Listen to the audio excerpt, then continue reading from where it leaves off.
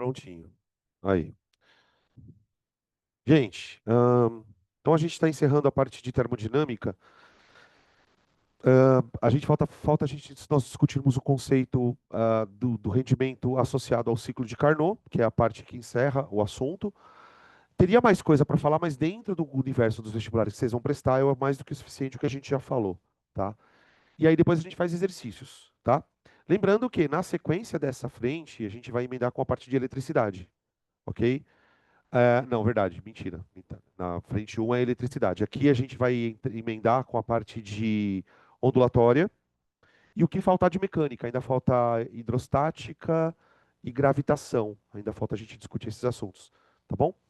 Bom, vamos lá. Rendimento da máquina térmica. Eu vou fazer esse esquema aqui, gente, pela 50ª vez, mas é importante para a gente poder recontextualizar a coisa.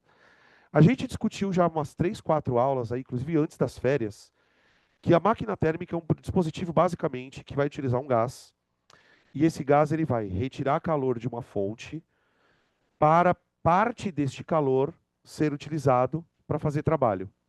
Só que como o processo gasoso envolve ciclos, esse gás ele tem que passar sucessivamente por etapas de aquecimento e resfriamento. Ele aquece, aumenta a pressão, expande, faz trabalho, resfria, comprime, e aí você completa o ciclo de operação. Para isso acontecer, o gás ele precisa operar entre duas fontes. Foi uma das primeiras coisas que a gente falou na aula, lá no comecinho. Uma fonte quente e uma fonte fria. Então, o esquema geral, por que eu tenho que retomar esse assunto? Porque o Carnot vai pegar isso aqui e vai tentar maximizar.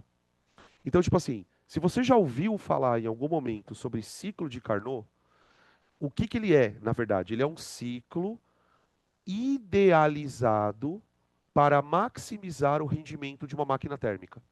Tipo, o Carnot ele pegou as máquinas térmicas que funcionavam na época e pensou assim, cara, o que eu poderia melhorar nesse sistema para maximizar o rendimento? E aí ele criou um ciclo. Esse ciclo, ele é um ciclo teórico. Por que que ele é um ciclo teórico? Porque ele jamais vai conseguir ser reproduzido experimentalmente. Agora, qual é a importância desse ciclo? Se você sabe o rendimento do ciclo teórico, você sabe o máximo rendimento que aquela máquina vai conseguir. Né? Uma coisa importante, neste processo, eu quero maximizar o meu rendimento. Eu gostaria de fazer com que a maior parte possível da energia fosse convertida em trabalho.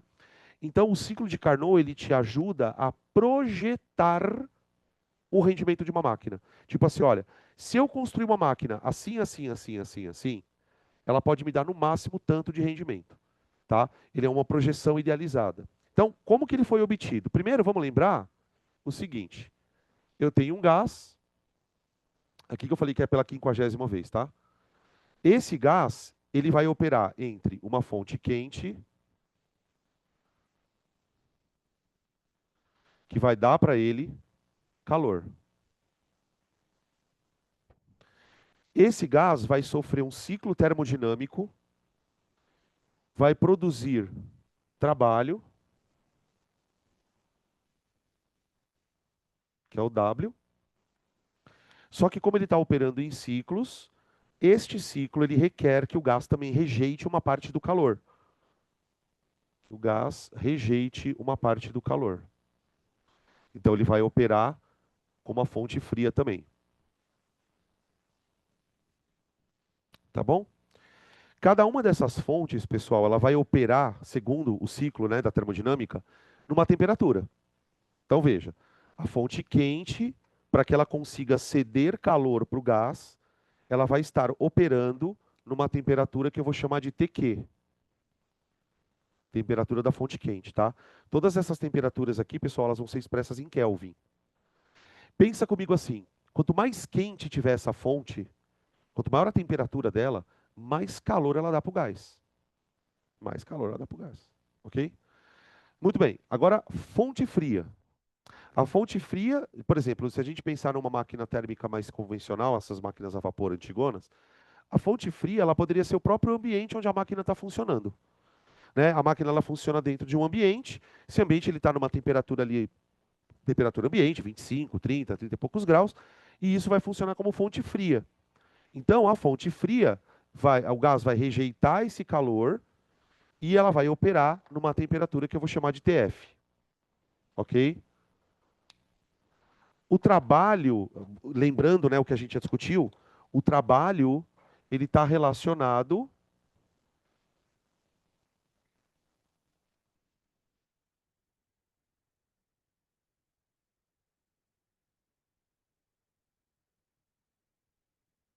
ó, bem tosquinho, tá? O trabalho que a máquina opera, ele vai ser dado pela área do gráfico PV, das transformações gasosas. Aqui eu coloquei um gráfico bem tosquinho, tá? Então o gás vai operando aqui dentro, essa área aqui vai me dar o trabalho do ciclo, ok?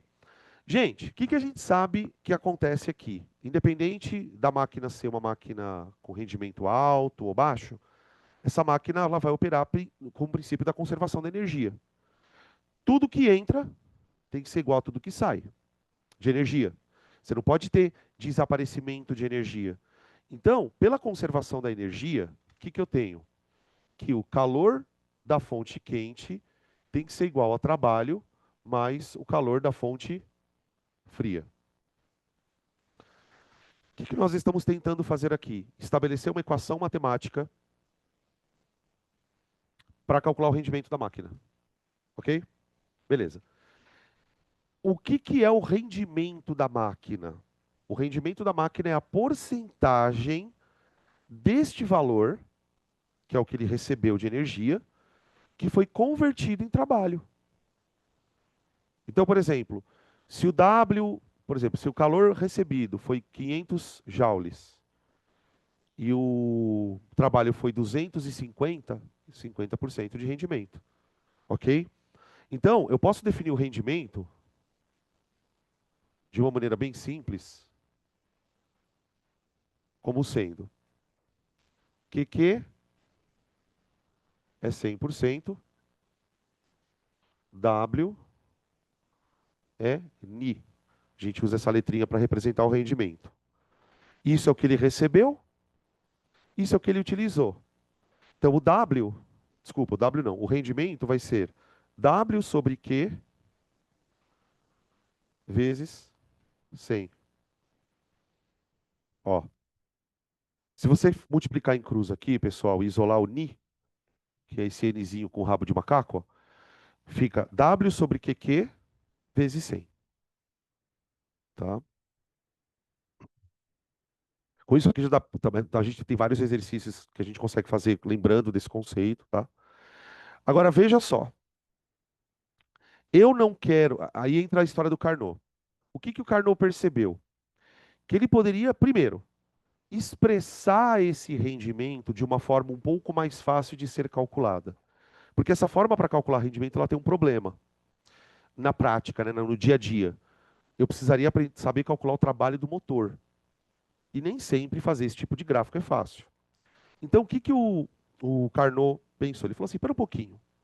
Vamos trocar no lugar do trabalho, vamos substituir. Porque, veja, se você pegar a equação da conservação aqui, ó, que é o calor que entra igual a energia que sai, e isolar o W, então, ó, isolando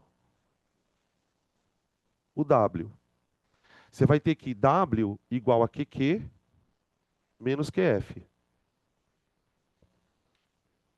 QQ menos QF. O que eu vou fazer então? Eu vou substituir aqui, ó, na fórmula do rendimento, tirar o trabalho daqui, porque eu não consigo calcular trabalho na prática, na máquina térmica. Então eu vou trocar o QQ pelo o W por QQ menos QF. Então essa fórmula ela fica assim, ó.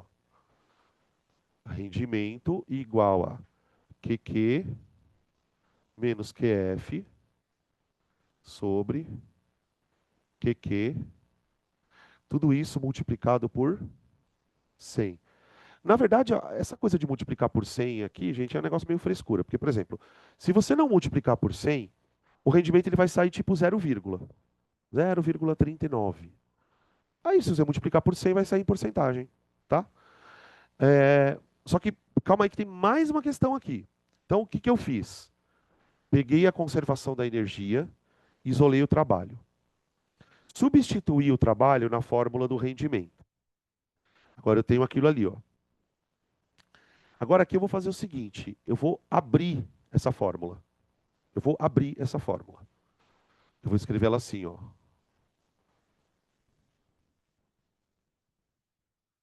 Eu vou fazer passo a passo para que vocês consigam entender melhor a história, ó.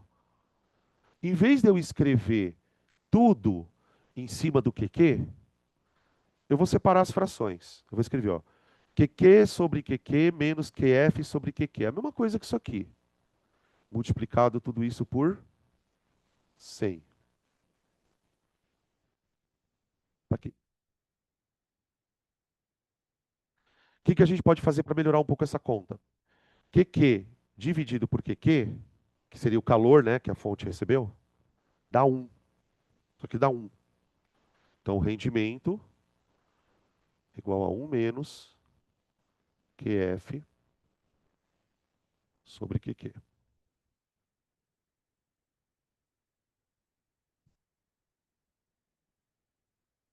Tudo bem? Para um pouco aqui. Vamos fazer algumas observações antes de chegar no grande finale da história, da fórmula. Dá uma olhada nessa conta. O que que vocês acham que precisa acontecer para que essa conta dê 100? 100. Vamos lá, isso aqui é um rendimento. Eu estou tentando imaginar o seguinte: o que que precisaria acontecer para que essa máquina funcionasse com o rendimento 100%? QF tem que ser o dobro de QQ? Não. Olha, gente, para isso aqui dar 100, pensa comigo, para isso aqui dar 100, tudo que está aqui no parênteses tem que ser igual a 1. 1 vezes 100 vai dar 100. Para tudo que está no parênteses ser 1, isso aqui tem que ser 0. Ok? Para que isso seja 0, isso aqui tem que ser 0. 0. 0 dividido por QQ vai dar 0. 1 menos 0 dá 1, vezes isso dá isso. Então veja. O rendimento é 100%. O rendimento é 100% se QF igual a 0.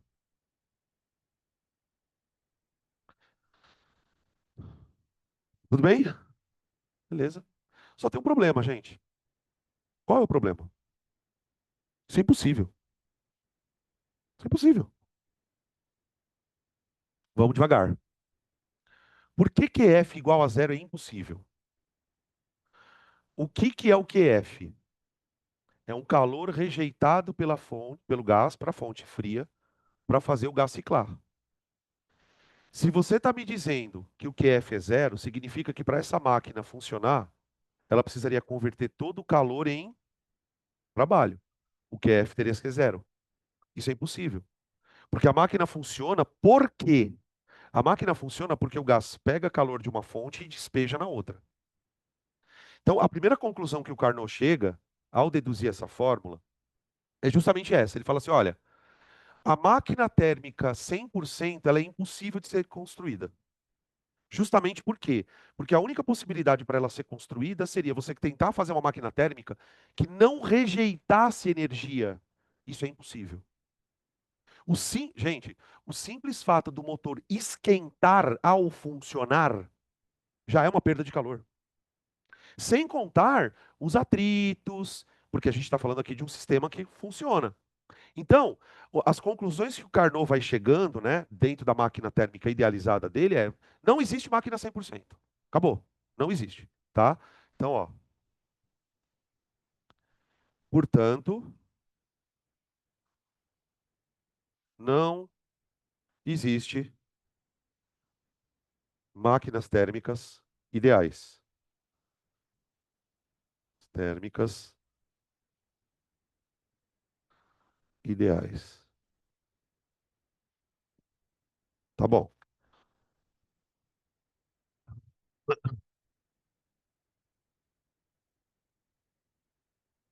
Mas, mesmo não existindo uma máquina térmica ideal, a gente conseguiria tentar imaginar uma máquina real funcionando num ciclo perfeito, tá? Bom, o que que o Carnot passa então a considerar? Ele fala assim: bom, vamos pensar o seguinte, vamos olhar para essa máquina térmica aqui, para esse rendimento.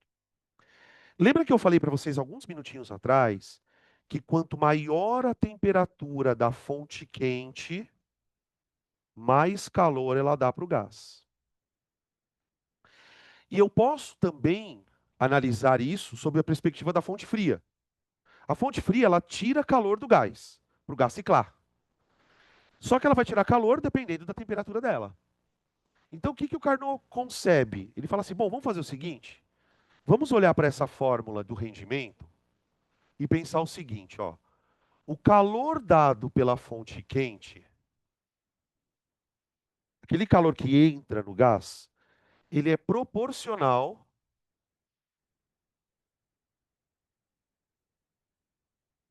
à temperatura da fonte quente. Quanto mais quente, maior o calor que ela dá.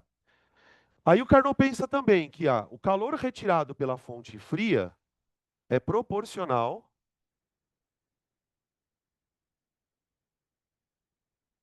à temperatura da fonte fria. E aí o Carnot pensa assim, bom, se esses calores, né, o calor que o gás ganha da fonte quente, ele é proporcional à temperatura, e o calor que o gás perde também é proporcional à temperatura, a gente pode trocar na fórmula do rendimento os calores por temperaturas. E aí a fórmula passa a ser escrita assim, ó.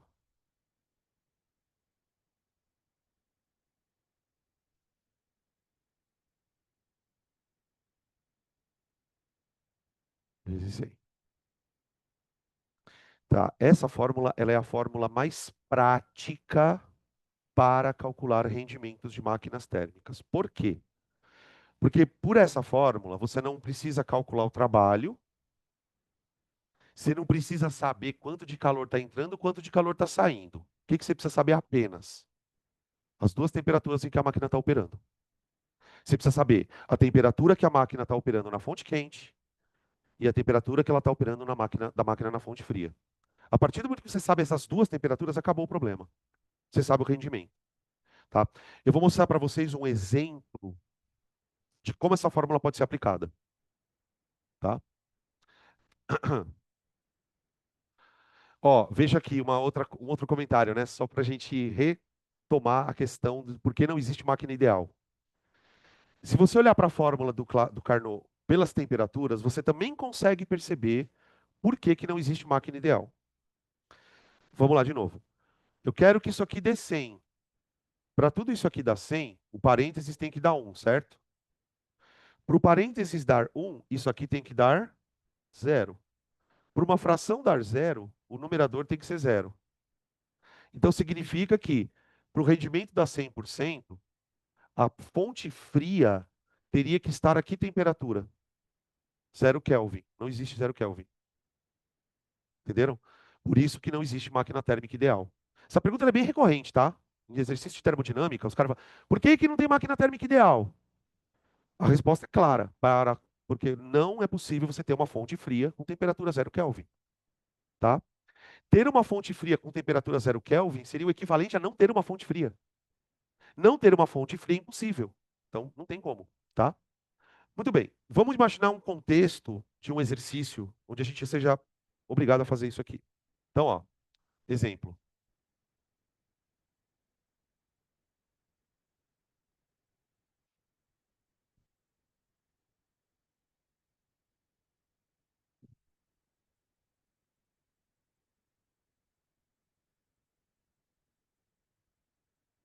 Então, vamos lá. O exemplo é o seguinte: imagina que tenho uma máquina térmica, tá? Onde o gás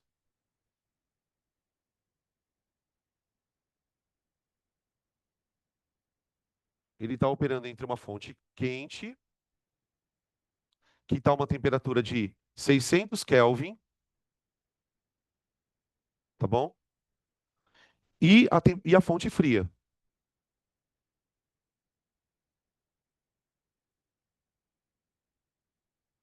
que eu não sei a temperatura dela. Então, nossa incógnita vai ser a temperatura da fonte fria, tá bom? Vamos imaginar que o gás ele faça dentro de um ciclo ele receba da fonte quente 1.500 joules e da fonte e faça de trabalho 500 joules. Então, ó, o gás ele vai, o sistema gasoso ele vai receber 1.500 joules para usar em 500 joules de trabalho. Considerando que a fonte quente está a 600 Kelvin, calcula para mim a temperatura da fonte fria. Eu quero saber qual é a temperatura da fonte fria. Tudo bem? Bom, como que a gente vai abordar essa questão? Primeiro você tem que ter a fórmula na sua cabeça. Já entender que para você relacionar fonte quente e fonte fria, você precisa conhecer o rendimento. E veja, essa equação aqui, gente, ela tem três possíveis incógnitas: rendimento, temperaturas de fonte fria e temperatura de fonte quente. Considerando que eu quero a temperatura da fonte fria, significa que para eu aplicar aquela fórmula eu preciso encontrar o quê? Primeiro, o rendimento. Isso é claro?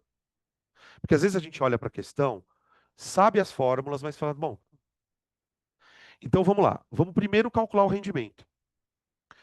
Qual é a ideia original do rendimento, gente? A ideia original do rendimento é comparar o trabalho com o que você recebeu, não é? Então bora lá. Quanto dá o rendimento aqui de cabeça? 33%, um terço. Ó, ele recebeu 1.500 joules de energia. Desses 1.500 joules de energia, ele usou 500 para o trabalho, que é um terço. Então, o rendimento ele vai ser 100 sobre 3. Vou chamar de o rendimento de Ni. Tá? Aqui uma breve observação, pessoal. Se eu tivesse numa questão em que fosse para calcular só o rendimento, provavelmente eu faria a conta e já assinaria. Agora, como eu vou usar o rendimento para fazer uma outra conta, qual que é a sugestão que eu dou para vocês? Sempre que vocês chegarem numa conta assim e forem usar esse valor para uma outra conta, dica, não faça conta ainda. Porque a hora que você for fazer essa conta, você vai arredondar. Todo arredondamento ele carrega uma imprecisão. Se você levar esse dado errado para um outro conta, ele vai ampliar o teu erro, tá? Então, evita de fazer. Vamos deixar assim. Agora, o que que eu faço com isso? Eu sei que o rendimento tem que ser um terço. Então, bora lá. 100 sobre 3 igual a 1 menos TF sobre TQ, sempre Kelvin, tá, pessoal? Vezes 100, tá? Corta os 100, os 100. Então fica um terço igual a 1 menos TF sobre 600. Aqui você pode multiplicar, pode tirar o mínimo, pode. Eu farei o seguinte, ó, multiplicaria tudo por 3 primeiro. Então vou multiplicar tudo por 3. Vai ficar assim, ó. 1 igual a 3 menos. Aí eu vou multiplicar isso por 3. Vai ficar TF sobre 200, tá?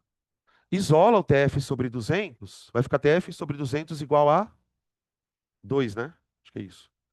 TF sobre 200 igual a 2. Então o TF vai dar 400 Kelvin.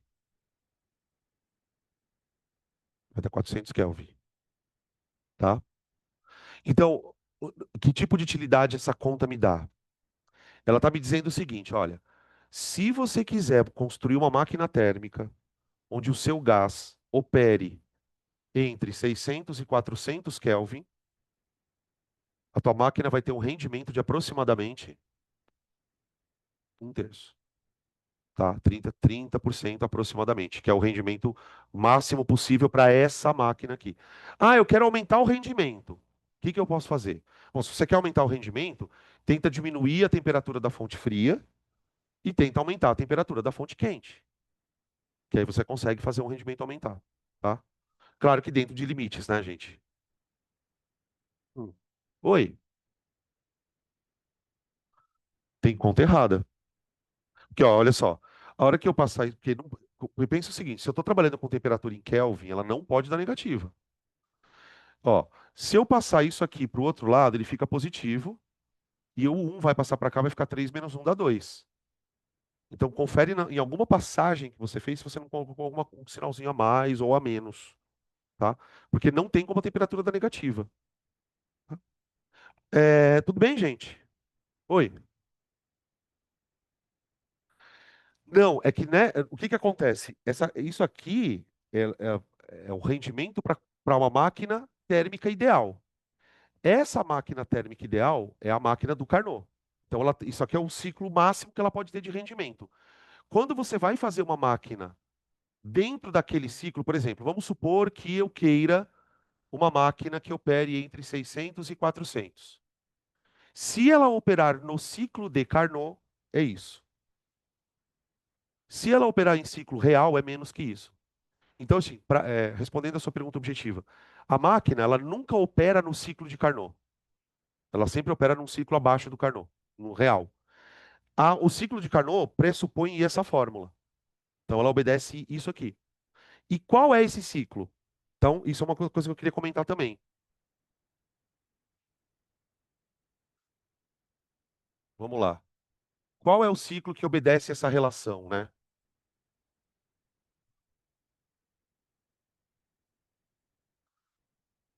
O ciclo idealizado por Carnot.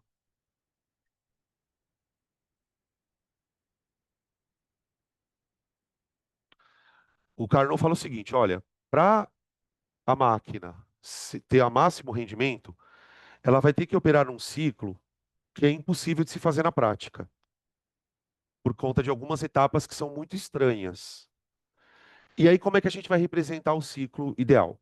Por um diagrama PV, tá? Diagrama P e diagrama V. Muito bem. O que que a gente vai fazer para construir? Quando você olhar para o ciclo de Carnot numa prova, você vai saber que é o ciclo de Carnot. Porque ele é bem diferente daqueles ciclos que a gente estava estudando quadradinho, bonitinho. Primeira coisa que a gente vai fazer para construir o ciclo, gente. Pensa o seguinte: a máquina ela está operando entre duas fontes, não é? Uma fonte quente e uma fonte fria. Então a primeira coisa que a gente vai desenhar aqui são duas isotermas. Isoterma. Lembra o que é uma isoterma? Uma isoterma é uma curva que é uma hipérbole. A gente até discutiu essa questão da hipérbole, eu lembro na aula. Por que é uma hipérbole?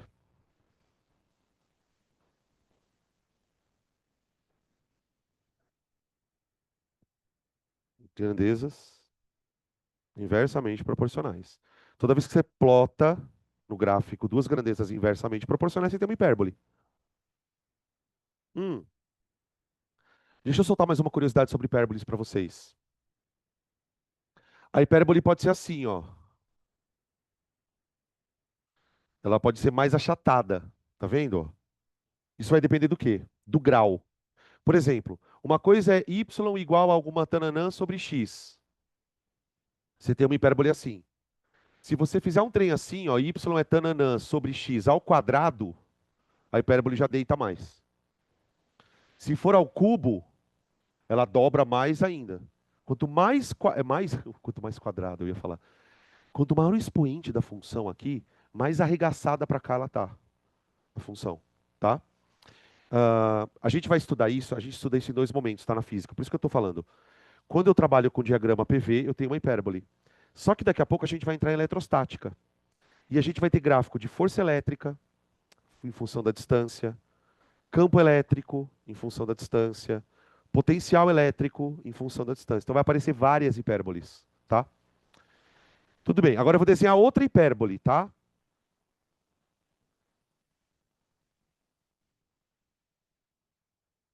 Puta merda, vai ser mó foda esse gráfico aqui, gente.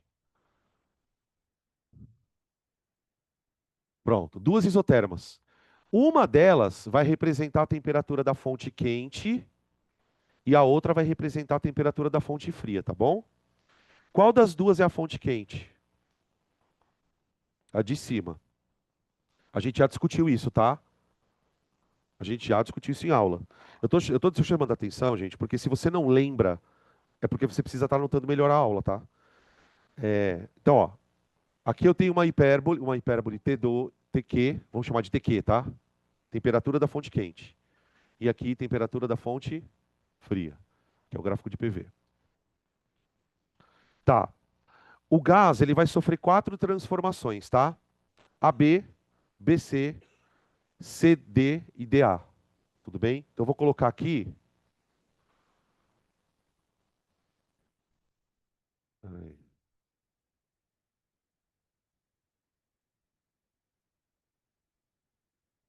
peraí. Aqui o ponto A, B, C e D. Então, ó, duas isotermas. A isoterma superior, temperatura da fonte quente. Isoterma inferior, temperatura da fonte fria.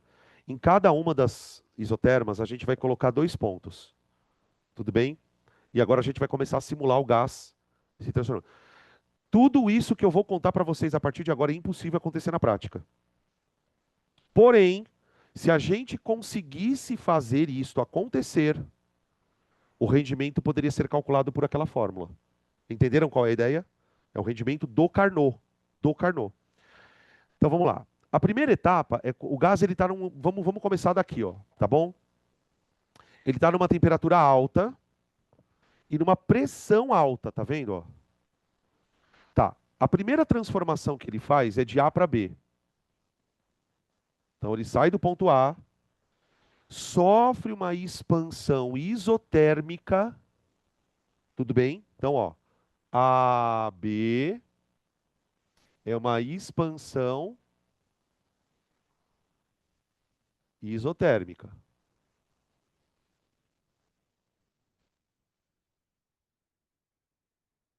Aí já começa as viagens, né?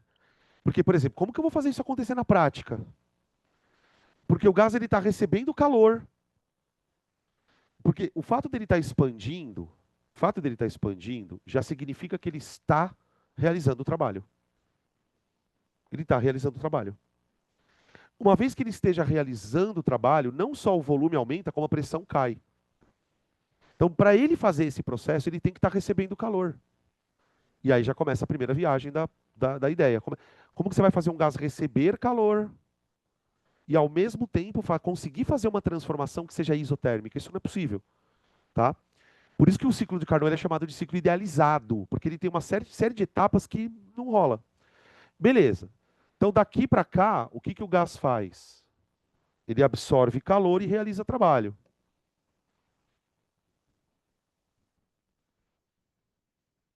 Ele absorve calor e realiza trabalho. Tá? O trabalho é a parte mais importante, né, gente? Porque é o que faz a máquina térmica existir. Então, de A para B, tá? Agora ele vai de B para C. De B para C, ele vai sofrer uma transformação muito louca.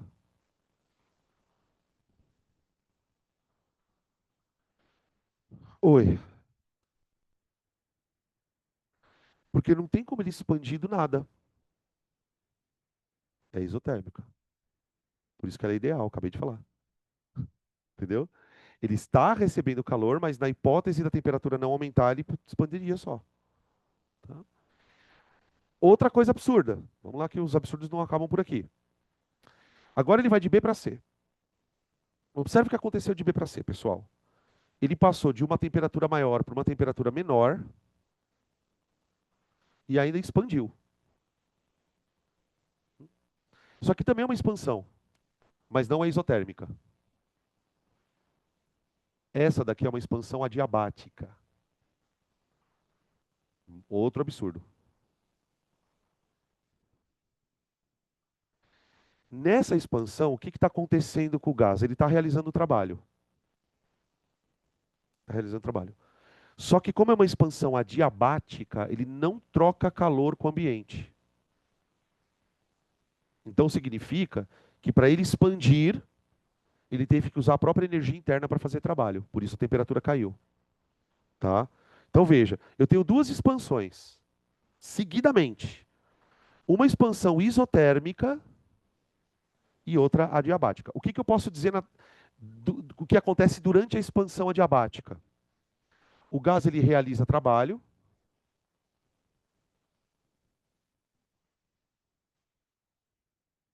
só que de onde vem. Porque, gente, se a expansão é adiabática, quer dizer que o gás não está recebendo calor nessa fase. Tudo bem? Se ele não está recebendo calor, como que ele está fazendo o trabalho?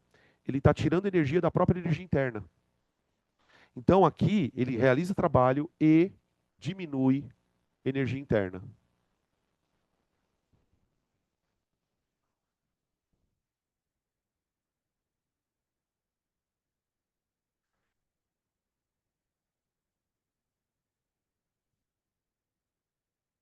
Então, ó, fase de expansão, né? Vamos colocar fase de expansão. Realm, realm. Tá, agora ele vai começar a contrair. Vai começar a contrair. Espera aí. Coloca mais para cá. Só um pouquinho mais para baixo, tá? Na contração, agora ele vai de C para D. De C para D. Observa que no processo C para D, ele mantém a mesma curva, tá vendo? Ele está na mesma isoterma. Então é uma compressão isotérmica. Daqui para cá, ó. De C para D, compressão.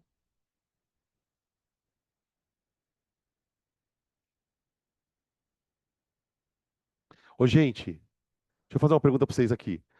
Nesse processo, o gás está perdendo ou ganhando calor?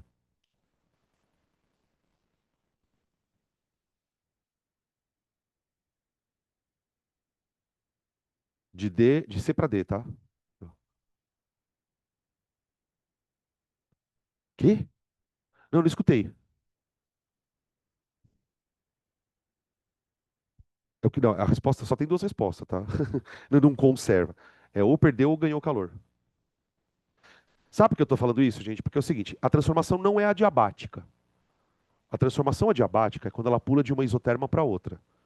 Então, na transformação adiabática, eu posso dizer, não troca calor.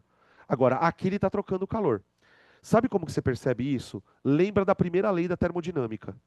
A primeira lei diz que Q igual a trabalho mais delta U.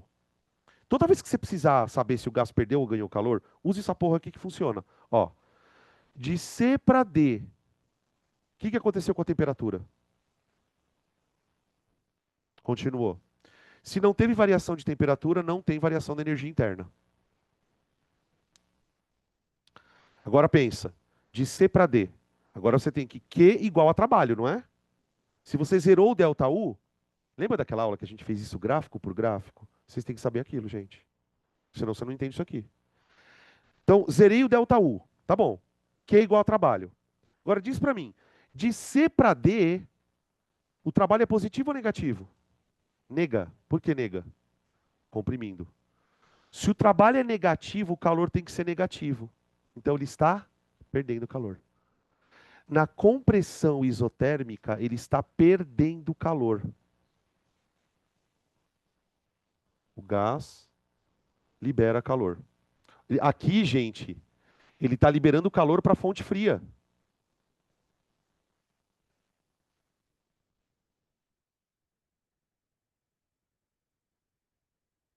Fria. Tudo bem? Então, ó, vamos lá. Primeira parte, isoterma, adiabática. As duas expansões. Agora ele está voltando no ciclo. O gás chegou no volume máximo dele. Agora ele vai começar a comprimir. O pistão vai começar a baixar. Compressão isotérmica. Agora ele vai fazer a última compressão da vida dele. Aqui, ó, tá?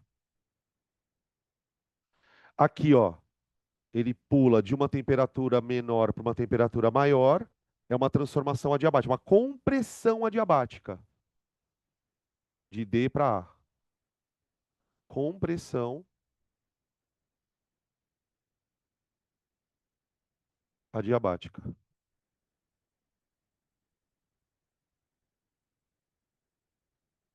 Tá aqui, tá? Gente, nessa compressão adiabática, o que está acontecendo? Ele está comprimindo rapidamente. Blá! Está comprimindo rapidamente. Nesse processo de compressão rápida, o trabalho é negativo. Ele sofre um trabalho. O gás sofre trabalho. Uma vez que o trabalho é negativo, o calor é negativo, tá? Então, na compressão adiabática, o gás sofre trabalho. Agora, olha que coisa curiosa, né? Ele está sofrendo trabalho, mas vamos pensar, que vamos de novo com a história da primeira lei. Q igual a trabalho mais delta U. Numa transformação adiabática, o que que é zero aqui? É o Q, tá certo? Uma vez que isso aqui vale zero, eu fico que W igual a menos delta U, não é? Então, o que está acontecendo com esse gás no processo de compressão adiabática? Ele está se preparando para começar a expandir de novo. Ele está comprimindo. Nessa compressão, o trabalho é negativo. Só que se o trabalho é negativo, o delta U é positivo. Então, assim, ele está acumulando energia para começar de novo, buf, expandir, tá? Então, a gente costuma dizer o seguinte, olha, o ciclo de Carnot, ele é constituído por duas isotermas e duas adiabáticas. Entende agora essa frase? Porque isso está cheio de. Em livro de termodinâmica está sempre escrito isso. O gráfico de Carnot. Agora você entende, ó. As duas isotermas são essas duas aqui, ó, as duas hipérboles. E as adiabáticas são as que comunicam. O que que bom, primeiro, o Carnot diz o seguinte: a área desse gráfico seria o trabalho da nossa máquina.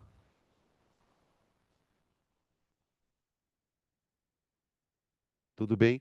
Agora, olha que interessante. A gente não vai calcular essa área, tá, gente? Obviamente. A gente só sabe calcular a área de quadrado, essas coisas. Mas olha que interessante. A fórmula do Carnot dizia que se eu quiser aumentar o rendimento, o que que eu tenho que fazer com a máquina? Volta aqui, ó. Se eu quiser aumentar o rendimento, o que que eu preciso fazer com essas duas temperaturas? Fazê-las bem ficar diferente, é isso. Por exemplo, qual seria o rendimento de uma máquina térmica que funcionaria com a temperatura quente igual à temperatura fria? Não funciona. Tem que ver diferença de temperatura, não tem? Então pensa, quanto maior a diferença de temperatura, maior o trabalho, não é? Maior o rendimento. Vem cá. O que que acontece com essa área se eu aumentar a distância entre essas isotermas? Aumenta. Que é o que o Carnot falava. Porque o que que significa aumentar a distância entre as isotermas? Fisicamente falando, o que que isso quer dizer? Aumentar a diferença de temperatura. Se a diferença de temperatura for muito pequenininha, a área do gráfico é pequena. Então isso reforça, né? A ideia do gráfico ser assim, ela reforça a fórmula que a gente está observando ali do Carnot. Tá bom? Fechou? Fala. Porque ele é idealizado. Porque na prática não é assim que funciona. Essa temperatura ela pode oscilar, porque até a fonte, por exemplo, imagina uma fonte quente sendo carvão. Você pode aumentar, diminuir.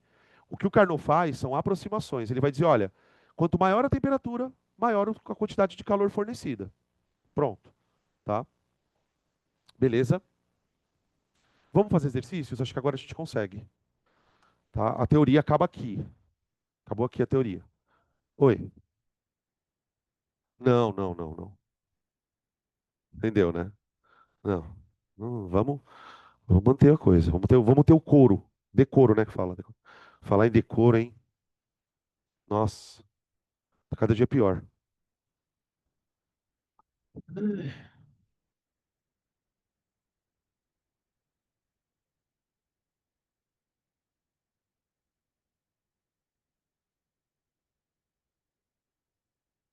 Vamos ver aqui, gente.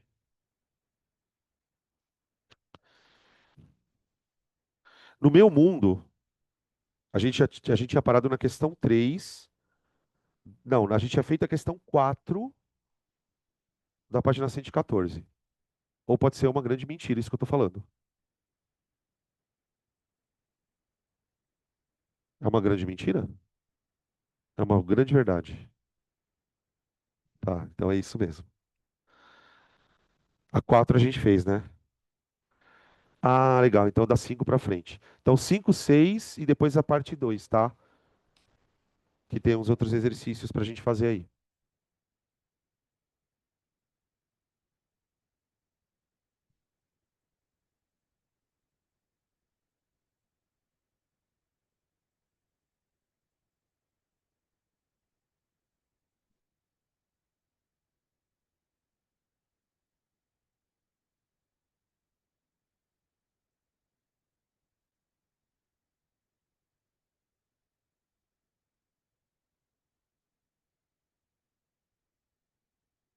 Bora lá. Hum, Questão número 5. É página 115. Nós estamos na página 115 dos exercícios, tá?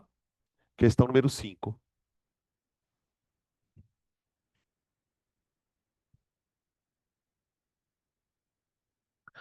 Certa massa de um gás perfeito, quando ele fala que é a massa de um gás perfeito, é para dizer, ó, você pode usar o PV igual a NRT. Certa massa de um gás perfeito ocupa um volume de 5 litros sob pressão de 2 atm a uma temperatura de 300 Kelvin. Então veja que ele deu para a gente as condições do gás. Ele deu a pressão, o volume e a temperatura.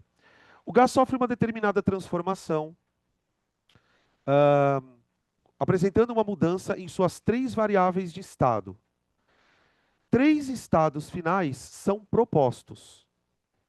Qual desses estados é possível? Então, pera lá. O gás ele está num estado inicial. Qual é o estado inicial dele? Ele tem uma pressão de 2,2 atm, é isso? Volume 2 atm. O volume é 5, é isso? E a temperatura é 300. Aí ele vai sofrer uma mudança de estado, tá bom? Ele quer que a gente diga qual dessas mudanças de estado seria possível. Bom, a primeira possibilidade seria ele ir para um estado 1, onde a pressão seria 5 atm, o volume 3 litros e a temperatura 900 K. Nossa, é verdade.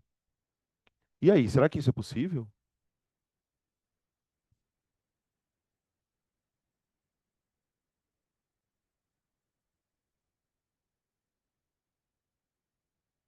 Não sei.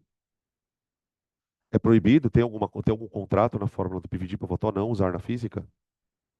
Pode usar PVD Pivotó aqui ou não? Para quê? Essa é uma pergunta importante. Para quê? Se você já tem tudo, para que você vai usar PVD Pivotó? Eu estou intimidando vocês, tá? Esse é meu língua. Para saber se bate a porra da conta. Gente, pensa comigo. Se PVT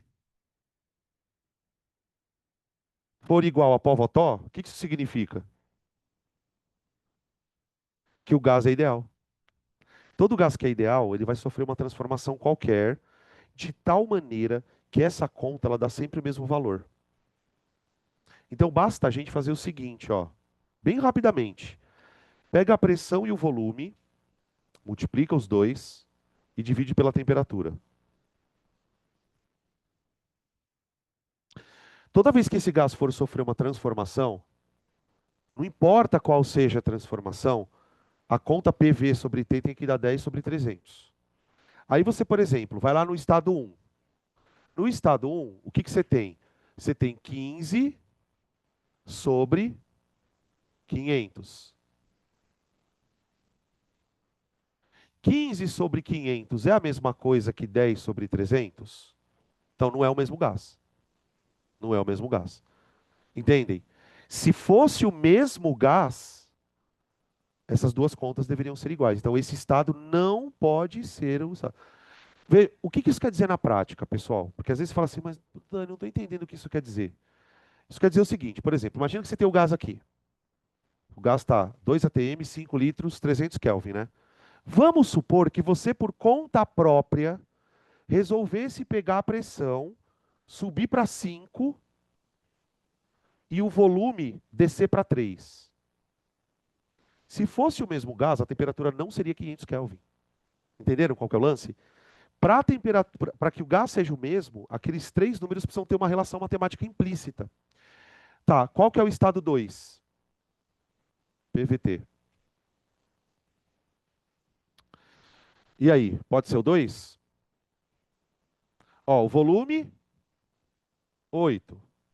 Pressão, 2,5. Temperatura, 600 K. Ó, 2,5 multiplicado por 8 dá 20. 20 dividido por 600 dá 10 sobre 300. É o mesmo gás, tá? Então veja, o gás ele foi de 2 para 2,5, ele foi de 5 para 8 e automaticamente a temperatura foi de 300 para 600 Kelvin, tá? E o último aí, gente? 6,450. Acho que não, né? Pode? Não pode. Então 3 não.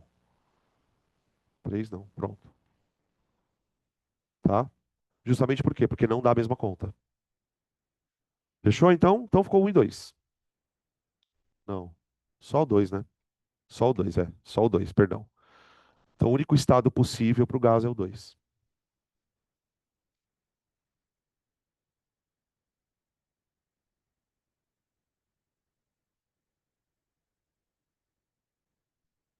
Tem essa questão 6 aqui, hein? É esquisita, né? Alguns de vocês já estavam tentando fazer ontem. Vamos ler juntos aqui, que ela é uma questão legal. Ele fala assim, ó, um cilindro contém um gás aprisionado por um êmbolo. O peso do cilindro ele deu o valor do peso, e a área da secção reta do cilindro ele também deu a área. A pressão atmosférica também foi dada, que é 1/10, e aí ele fala assim, seja H a altura ocupada pelo gás na situação indicada pela figura 1, que é Hzinho. Inverte-se a posição do cilindro e o gás passa a ocupar uma altura H2. Considere considerando-se a resistência do atrito entre o pistão e o cilindro desprezível e a temperatura constante, qual a relação entre Hzão e Hzinho? Então, vamos tentar entender a questão. Quando a gente trabalha com cilindros, normalmente a gente pensa num cilindro ideal. E o que seria um cilindro ideal? Você vai acondicionar o gás dentro do cilindro, vai tampar ele com êmbolo, e o êmbolo não deveria fazer pressão no gás. Essa é a ideia. Só que no exercício, ele tomou cuidado de dizer que o êmbolo tem uma massa. Se o êmbolo tem uma massa, significa que a influência dele no gás ela é importante. Então, primeiro, o que ele fez? No primeiro caso, ele colocou o gás aqui dentro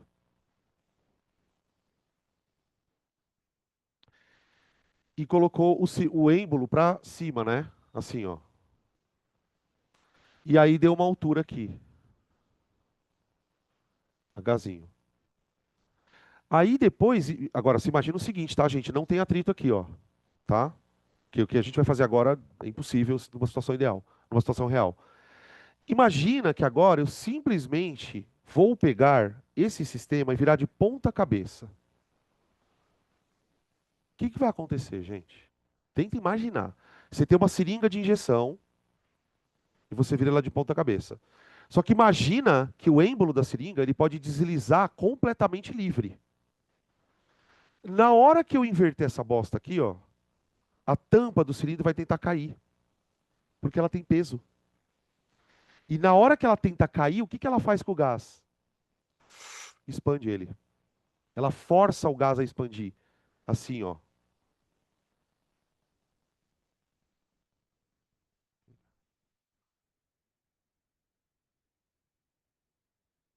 Ó. Como ela tem peso, a tampa, na hora que você vira ela de ponta cabeça, a tampa é puxada para baixo. É como se tivesse uma força fazendo isso aqui, ó, pro gás.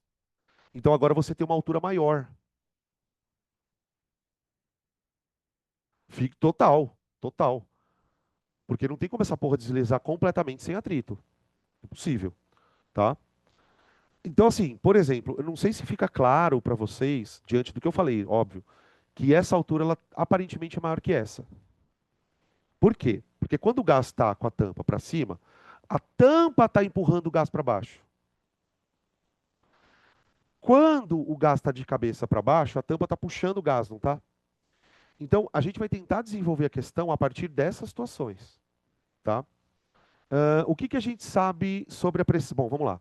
A pressão atmosférica, ela vale 1 × 10 elevado à quinta Newton por metro quadrado, ou Pascal. Outras informações que ele deu para nós. Ele deu o peso do êmbolo, que é 2 × 10 elevado ao quadrado newtons. É isso, né? 2 × 10 ao quadrado? E ele deu também, isso é uma coisa interessante, por que que ele deu a área da secção transversal do êmbolo? Para calcular a pressão. Lembra da definição de pressão. Qual a definição de pressão? Força sobre área. Olha a unidade aqui. É a força que você faz numa certa área. Então, a área da secção transversal do êmbolo, acho que é 10 a menos 2, né? Se não me engano. Metro quadrado.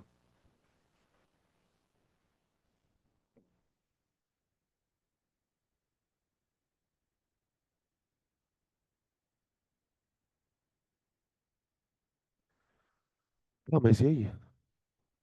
E agora? Já deu um empurrãozinho. O que que vocês sugerem que a gente pense agora? Calcular? Calcular a pressão. Boa. Para que que eu vou calcular a pressão? Então, é que na verdade, a pressão ela é decorrente do peso. Quer ver uma coisa? Vamos pensar um pouquinho aqui.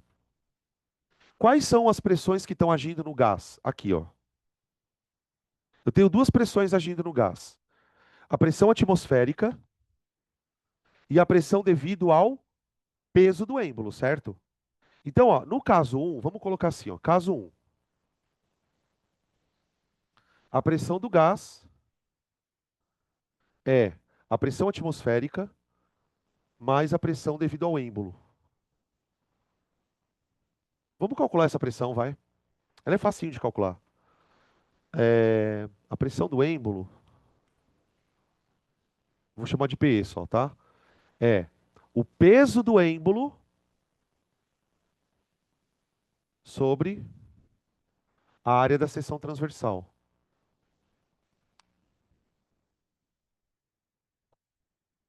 Uma pergunta nada a ver com o exercício, com a aula, com a conta. Quanto vale isso em ATM? 1, tá? Isso aqui é um ATM. Sempre que a pressão tiver em 10 a quinta, é ATM. Então, tipo, 10 a quinta, um ATM, tá? Quanto dá isso aqui? 2 × 10 a quarta. Ou passa para 10 a quinta. Isso. Ou 0,2 10 a quinta. Tá bom? Então veja, pessoal. Vê se faz sentido na tua cabeça o que eu vou falar agora. Se o gás estivesse num recipiente aberto, a pressão dele era 10 a quinta. Só que como o cara meteu um êmbolo em cima dele, o êmbolo acrescentou 0,2 10 a quinta de pressão. Então, qual é a pressão interna desse gás aqui? 1,2 10 a quinta. É a atmosférica mais a pressão devido ao êmbolo. Ok? Porque, gente, pensa sempre o seguinte: por que que a tampa parou aqui e não parou mais aqui em cima nem mais aqui embaixo? Porque a tampa para quando a pressão do gás iguala a pressão externa. Então, sempre que o gás estiver aqui dentro, a pressão dele vai ser igual à externa. Só que nesse caso é a externa mais a tampa. Então a pressão aqui é 1,210 a quinta pascal, tá bom? Ou se você quiser 1,2 atm. Agora eu vou virar de ponta cabeça. O que vocês acham que vai acontecer com a pressão? Vai diminuir. Aham. Por que ela vai diminuir? Não, não é porque aumentou o volume, isso é uma consequência. Porque, eu estou dizendo assim, a pressão diminuiu não porque aumentou o volume. Na verdade, o volume aumentou porque a pressão diminuiu. É diferente. Por que a pressão diminuiu? Porque agora o êmbolo está puxando o gás para baixo. O êmbolo está ajudando o gás a, entre aspas, expandir. Veja que nesse caso, pessoal, eu continuo tendo uma pressão atmosférica para cima. Porque é aquela história, né? A pressão atmosférica ela age em tudo quanto é lado. Então não importa se o bagulho está de ponta cabeça, a pressão vai agir para cima. Então veja, aqui nesse êmbolo eu tenho a pressão do gás para cima, a pressão atmosférica, perdão, né? Que vale 1,10 a quinta. Mas nesse caso, o êmbolo está fazendo uma contrapressão no êmbolo, tá bom? De quanto é essa pressão? A gente já calculou. É essa daqui, ó. É a mesma pressão. Só que agora ela está menos, né? Então veja, qual é a causa do caso 2? A pressão do gás 2, ela é o PATM menos o peso do êmbolo. Vai dar 1,10 a quinta menos 0,210 a quinta. Então vai dar 0,810 a quinta. Tá bom? Então, só para a gente entender, todo esse trabalho que nós estamos tendo aqui é para que a gente possa descobrir as pressões do gás antes e depois, ok? Tá.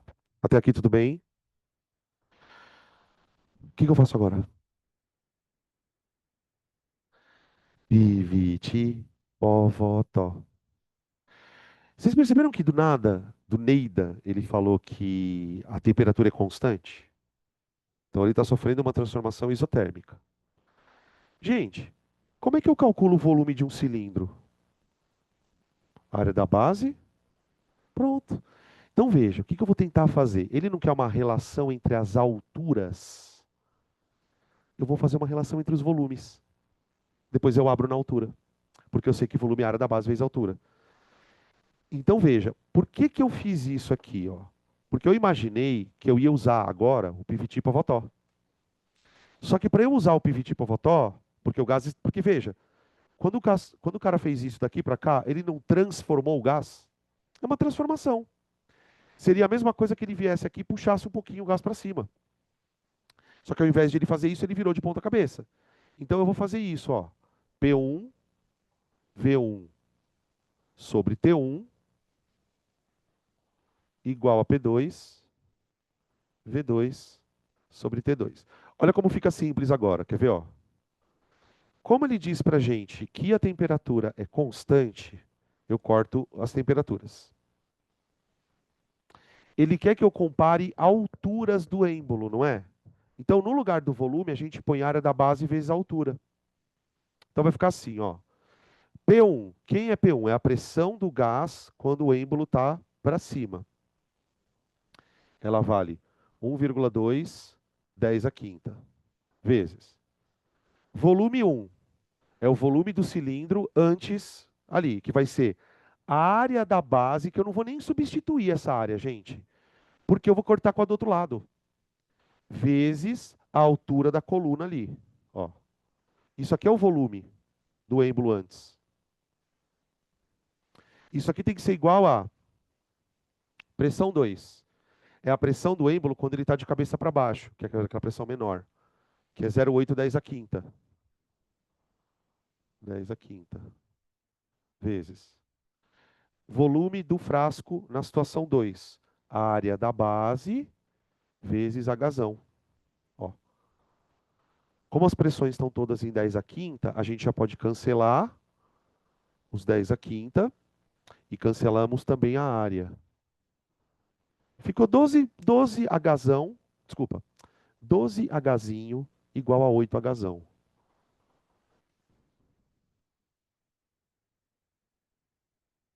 Ele quer ão purinho, né?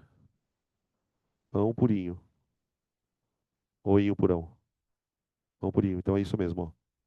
4 vezes 3, 4 vezes 10 dá 3, 2, né? 3 sobre 2. Foda, né? Essa questão é foda. Ela é meio esquisita. Pensar em tudo isso, né?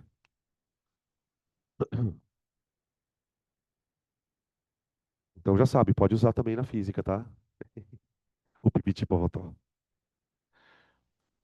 Vamos fazer outra? Nossa, gente, que pequeno que tá esses gráficos, né?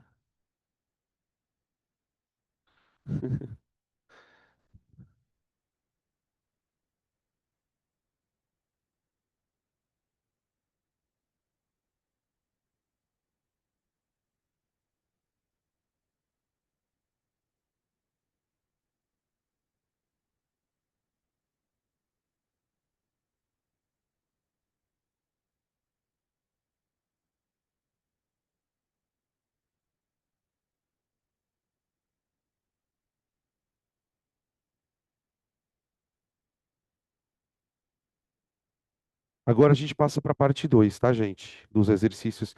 Aqui é basicamente exercícios de ciclos ou de Carnot também, tá? Tem umas questõezinhas de Carnot. Agora na página 115, na coluna da direita. Na coluna da direita, pessoal, ele coloca ali um desenho com 5 gráficos, tá? Ele fala assim: o gás sofre uma transformação AB representada nos itens A, B e C, abaixo, e uma transformação A, B, C nos outros dois gráficos. Então a gente tem transformações cíclicas e não cíclicas, tá? Em cada um dos casos indicado, responda se o gás realiza, recebe ou não faz trabalho com o meio anterior. Tá? Então vamos lá. Isso aqui é um bom exemplo para a gente revisar várias coisas, né? Q1. Gente, uma coisa que a gente observa aqui, todos os gráficos são PV, né? Deixa eu ver. PV, isso. Então vamos lá. Por que que os gráficos são colocados no PV? Para a gente poder pensar no trabalho, né? PV. Então, ó, no primeiro gráfico, a gente tem um diagrama PV com uma reta de primeiro grau, né? Uma funçãozinha aí de primeiro grau. Tá?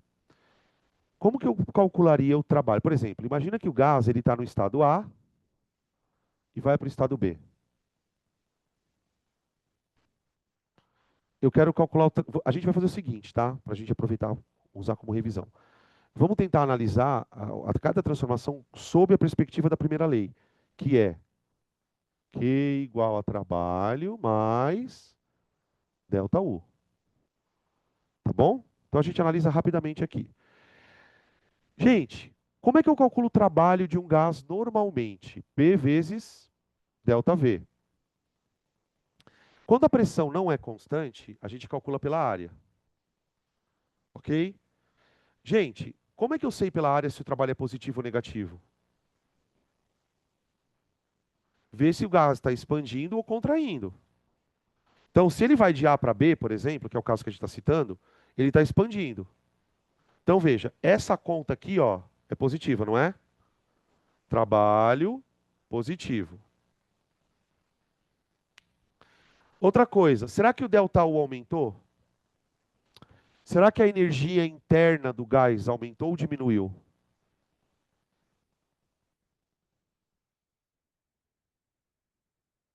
Quanto? Acharam que eu ia, né? Ô, gente, sabe o que você faz para nunca mais errar? Imagina as isoterma. Imagina isso aqui, ó, numa hipérbole. Olhou? Imagina isso aqui numa outra hipérbole. Ele não se afastou? Então ele esquentou. Esquentou. Se ele esquentou, o delta U é o quê? Positivo. Agora, pelo amor de Deus, se isso é positivo e isso é positivo, o que que eu posso dizer sobre o calor? Positivo. Tá vendo como não é tão foda de você fazer o negócio? Só que você tem que ir pensando, um por um. Pensa primeiro no trabalho. Qual que é a dica de pensar no trabalho? Se o volume aumenta ou diminui. Depois pensa na isoterma. Se a temperatura esquenta ou diminui. E aí, com os dois juntos, você calcula o trabalho, o Q. Então, ó, nesse gráfico ele recebe calor, realiza trabalho. Então, se você quiser escrever, porque ele pede para você escrever isso, né? Então, ele realiza trabalho e aumenta a energia interna, tá? Mania que eu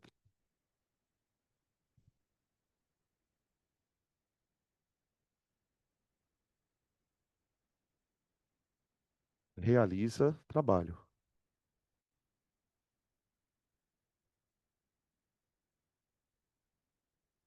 Tá bom. Gráfico 2.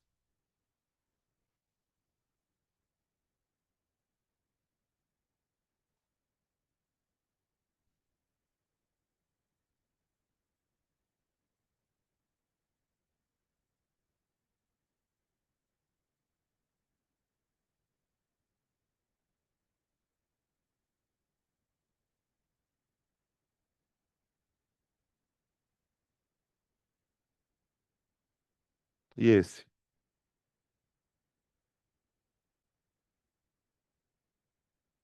É uma expansão de novo, né? Ele é quase bem parecido com esse aqui. Ah, aqui. Ah, perdão, gente. Verdade. Então ele volta, né? Ah, então ele tá voltando. Então vamos lá, devagar. Ele tá voltando, né? Voltando não, desculpa. Ele tá o quê? Comprimindo. Então o delta V é negativo. O delta V é negativo. Então, ó, vamos colocar aqui Q, trabalho e delta U. Olha, gente, o trabalho é negativo. Certeza. Certeza, tá? E o delta U?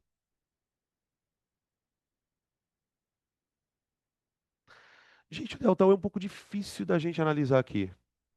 Veja por quê. Pode ser que o ponto B e A estejam sob uma isoterma. A gente não sabe. A gente sabe que o gás ele pulou de um estado A para um estado B. Se, por exemplo, A e B estiverem na mesma temperatura, o que que eu posso concluir? Que isso aqui é zero. Mas eu não posso afirmar categoricamente que A e B estão numa isoterma igual. Ele não disse isso no exercício. Então, nesse caso aqui, a gente não consegue saber, por exemplo, se o delta U é zero ou não. Eu não posso falar muita coisa sobre o delta U, tá? Não tem como. E aí temos um problema de limitação, porque se eu não tenho como falar sobre o delta U, eu também não tenho como falar sobre o calor. Por quê? Que, alô, é igual trabalho, mas delta U, tá? Então, nesse tipo de transformação, a gente não tem como dizer muita coisa, não, tá? O máximo que dá para falar mesmo, que é o que o exercício pediu, né, na verdade, é que o gás sofre trabalho. Oi?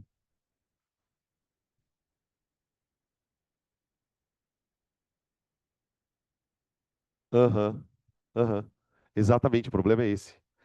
Aqui, porque você pode falar assim, ah, mas quem que garante, Danilo, que esses dois pontos não estão numa mesma isoterma? Não é possível. Porque a isoterma ele é assim, ó. Quando os pontos estão assim, ó, aí pode ser que sim, tá? Aí eu vou dar um spoiler, tá? Geralmente estão na mesma isoterma. Mas aí o exercício vai ter que falar, tá? Próximo é PV também, né? É tudo PV.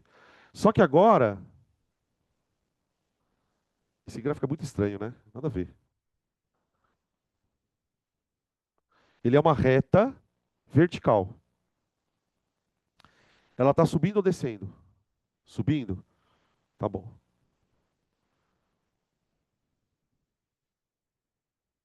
Assim? Então vamos lá. Calor, trabalho e delta U.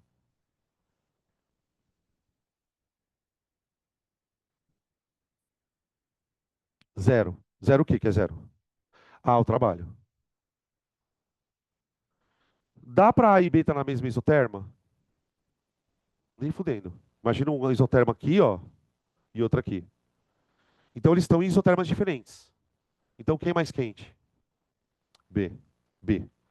Porque o B estaria numa isoterma mais acima do A.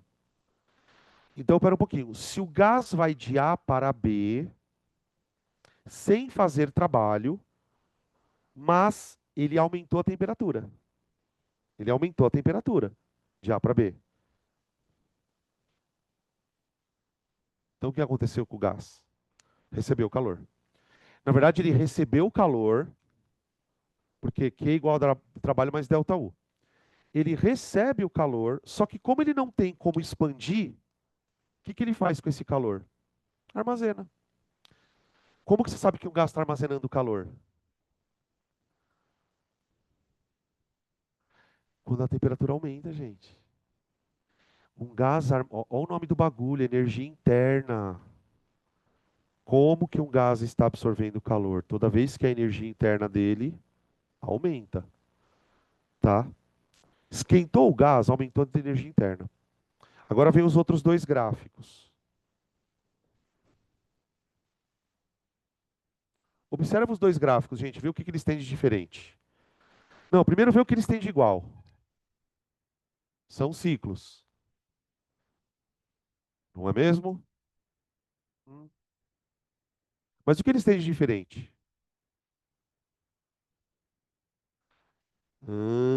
Ixi, isso aqui é um problema, hein? Ô, gente, eu não vou desenhar esse ciclo que está na apostila. Ele usa um triângulo, né? Eu vou desenhar um outro ciclo porque vai ficar mais fácil de eu explicar para vocês. Mas o que eu vou desenhar aqui vai valer para o ciclo que vocês estão vendo aí. Vamos lá.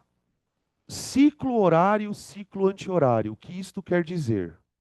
E por quê, né? O mais importante é por quê. Então vamos lá. Lembra que uma máquina térmica funciona entre duas fontes, não é mesmo? Uma fonte quente e uma fonte fria. O que a máquina faz com a fonte quente? Pega calor. O que ela faz com a fonte fria? Despeja. Nem sempre vai ser assim. Existem máquinas que funcionam no modo contra-intuitivo. Imagina uma máquina que conseguisse fazer o contrário. Tirar calor de onde está frio e colocar calor para onde está quente. Eu estou dizendo que isso é contra-intuitivo. Por quê? Porque não é espontâneo. Gente, o espontâneo é o calor ir do quente para o frio, não é? A máquina que eu estou propondo é uma máquina contra-intuitiva, ela não é espontânea. E é aí que entra a história da questão do ciclo. Porque, gente, tudo na física, e é tudo mesmo, tem o modo espontâneo e não espontâneo. A gente já vem falando sobre isso faz tempo. E na termodinâmica, as coisas funcionam nessa mesma lógica. Existem fenômenos espontâneos e não espontâneos. Um fenômeno espontâneo na termodinâmica é o fenômeno no qual o calor vai da maior temperatura para o menor. Ok? E é isso que acontece numa máquina térmica do tipo motor. Veja, aqui eu tenho um ciclo horário, certo? Tá. Lembra que eu falei para vocês que para calcular o trabalho de uma máquina, basta eu calcular o trabalho do ciclo? Vamos entender por que isso é verdade. Dá uma olhada aqui, ó. Ciclo horário.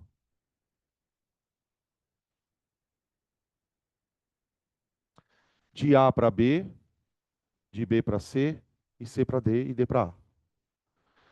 O trabalho está aqui, não está? O trabalho está aqui. Para essa máquina gerar energia, para ela atuar como motor, ela precisa fazer trabalho. Ela precisa fazer trabalho. Uma vez que a máquina faz trabalho, o trabalho precisa ser positivo. Então veja, ao invés de eu calcular a área desse ciclo, eu vou propor uma outra coisa para vocês. A máquina, o gás, ele não está sofrendo quatro processos. Então eu vou fazer o seguinte, ó. O trabalho do ciclo é igual ao trabalho na passagem AB, nhim, mais o trabalho na passagem BC, nhim, mais o trabalho na passagem CD e, por fim, o trabalho na passagem DA. Vocês estão vendo que eu estou fazendo igualzinho na mecânica? Trabalho em etapas? Tá? Agora vai acontecer uma coisa muito legal. Vamos lá. Nessas 4 etapas, tem 2 delas em que o trabalho dá zero. BC e DA. Por quê? Porque não tem variação de volume. Tá? Como é que eu calculo o trabalho de AB?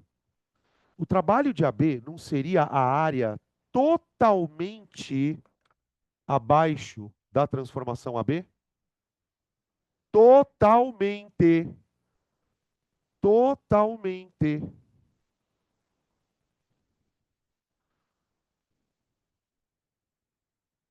Ó, isso é a área do trabalho. Se eu quiser calcular o trabalho que o motor fez na expansão AB, tem que vir tudo para cá. Uau. Tudo bem?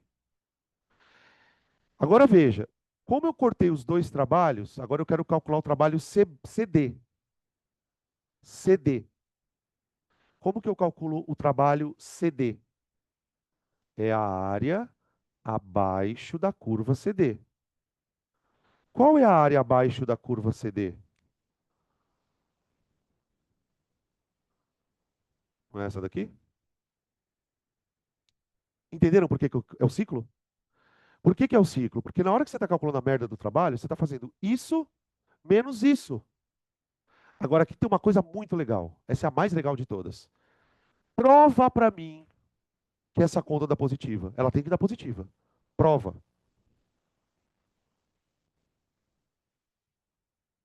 Olha só como eu provo, gente. O trabalho AB, ele é tudo isso aqui, não é? Ele não é um trabalho de expansão. Se ele é um trabalho de expansão, ele ganha o sinal de pose. Agora vem, CD. Quanto que é o trabalho CD? Não é esse toquinho? Isso aqui vem com o sinal de nega. Pose menos nega. Dá pose ou nega? Depende do tamanho da nega. Depende desse cara e desse. Só que você concorda que o azul é maior que o vermelho? Por isso que quando o ciclo é horário, o trabalho é positivo. Professor, não estou entendendo merda nenhuma. Então vamos lá, agora anota aí. Toda vez que o ciclo é horário, agora sim, né? Agora vocês vão entender, né? Vou matar vocês. Gente, a gente aprende assim na termodinâmica. Toda vez que o ciclo está acontecendo no sentido horário, esta máquina é um motor. Essa é a frase que você aprende. Mas vamos linkar as coisas. O que que um motor faz? Ele consome ou ele gera energia? Ele gera. Se ele gera energia, ele precisa que o trabalho seja positivo. E a única chance do trabalho de um ciclo dar positivo é que o ciclo seja horário. Por isso que a gente cria essa regra. Ah, então, ciclo horário, motor. Esse cara, ele é espontâneo. Por quê? O que que ele faz? Ele tira calor de onde está quente e joga calor para onde está frio. E neste processo ele produz energia. Tá bom? Que frase? Não, falei várias, né? Que tal você esperar aí? Eu vou voltar e vou falar de novo ela. Aí você pega ela. Eu não lembro exatamente onde está. Tá? Beleza? Então, ó, trabalho positivo. Você tem um ciclo espontâneo,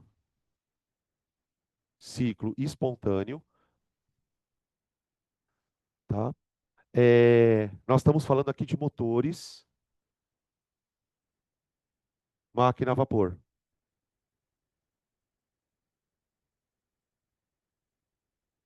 tá? Gente, isso vale para máquinas que estejam operando em Carnot. Tipo, porque o ciclo do Carnot, eu apaguei já. Ele é um balãozinho, né? Ele é meio balãozinho. Ele também é horário e anti-horário, tá?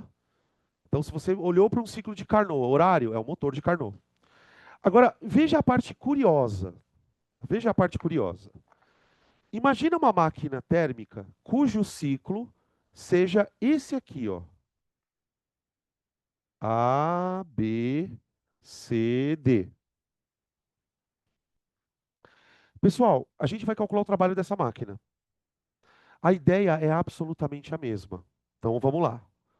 Trabalho do ciclo é o trabalho de AB mais o trabalho de BC mais o trabalho de CD mais o trabalho de DA.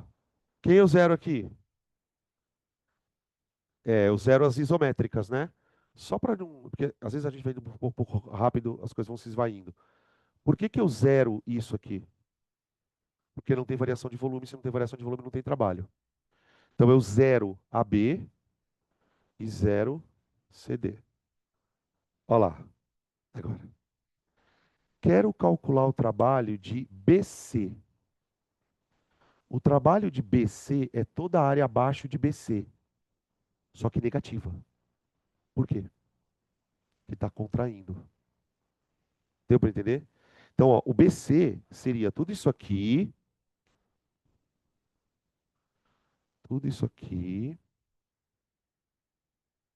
negativo.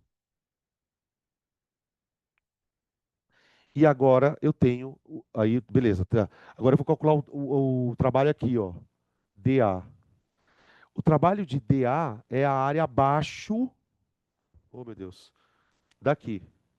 Só que entenderam qual a diferença agora?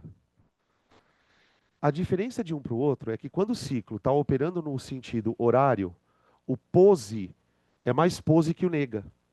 E aí isso aqui vai dar positivo. Quando a gente está fazendo no sentido anti-horário, o que que acontece? O positivo, desculpa, o negativo, ele é mais negativo do que o positivo. O que significa que na hora que você soma, isso aqui vai dar negativo. Ele é um ciclo não espontâneo.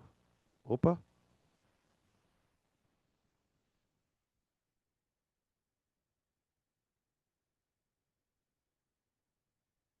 E nós estamos falando de refrigeradores e ar-condicionado.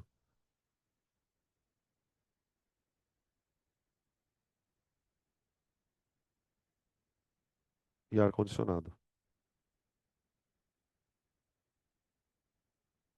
tá? A gente poderia representar isso de uma forma simbólica por um diagrama exatamente como a gente fez com o motor, né? Ó, vamos fazer aqui, ó. Então, por exemplo, gente, o que que um exercício pode vir a te perguntar sobre essa questão? Ele pode pedir para você identificar o ciclo, como sendo um ciclo espontâneo ou não. E aí a técnica é bem simples, é você olhar para o sentido da rotação do ciclo. Aqui, como que a gente poderia tentar montar um diagrama, vai, para tentar representar isso aqui? Porque isso aqui é um gás também, né? Se você tem um ar-condicionado na sua casa, se você tem uma geladeira, você sabe que ele tem um gás. Tanto é que de tempos em tempos o cara que vai lá mexer no ar-condicionado e fala, ó, vou ter que carregar o gás aqui. Porque ali tem um gás que está fazendo um processo termodinâmico. Só que esse processo ele é muito bizarro. Por quê? Vamos lá. Nos refrigeradores, né? O gás está aqui. O princípio fundamental de um refrigerador ou de uma máquina de refrigeração é tirar calor de onde está mais frio e jogar para onde está mais quente. Ou seja, ela vai contra o fluxo de energia. Porque o fluxo de energia ele tem um sentido normal, ele tem um sentido espontâneo, que é o que a gente chama, pessoal, de maneira mais nerdola, de aumento de entropia. Lembra que uma certa vez eu falava para vocês assim, que a energia ela gosta de se espalhar? A energia, espontaneamente, ela gosta de se espalhar, ela não gosta de se concentrar. E o espalhamento de energia, ele ocorre sempre quando a energia está muito concentrada e se espalha. Isso significa que é de onde tem maior temperatura para onde tem menor. A nossa máquina está fazendo o contrário. Ela está, ao invés de aumentando a entropia, ela está diminuindo a entropia. E para diminuir a entropia, você precisa gastar energia para fazer isso. Você precisa tirar calor de onde está frio e colocar calor onde está quente, você precisa gastar energia. Então, como funciona a energia nesse sistema? O gás, ele vai receber trabalho,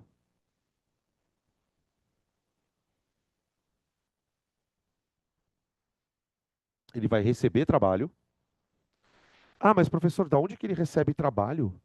Você tem um sistema de compressor dentro desses negócios, que vai fazer o ciclo girar no sentido contrário, tá? Para que, com essa energia, o gás consiga pegar calor da fonte quente e fazer isso aqui, ó.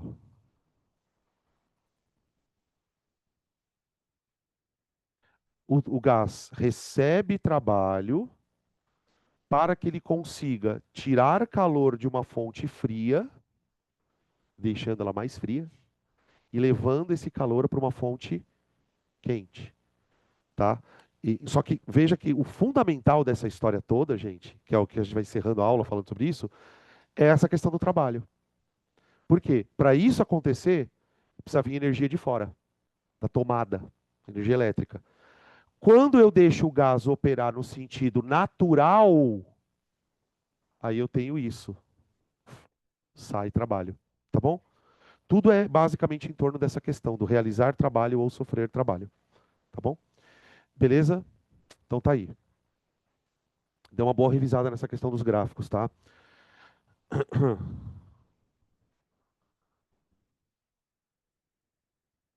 Questão número 2.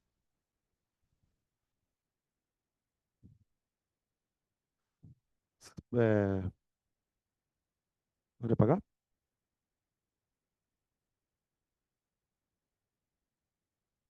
Pronto, Milena. Você tem que esperar, velho. Calma. Tem um roteiro. Tem um roteiro. Você não pode quebrar meu roteiro. Não. Ah, professor, já chegou?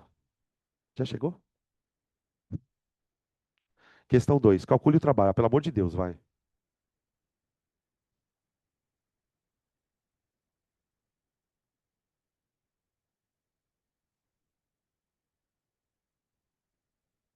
Pela área, né?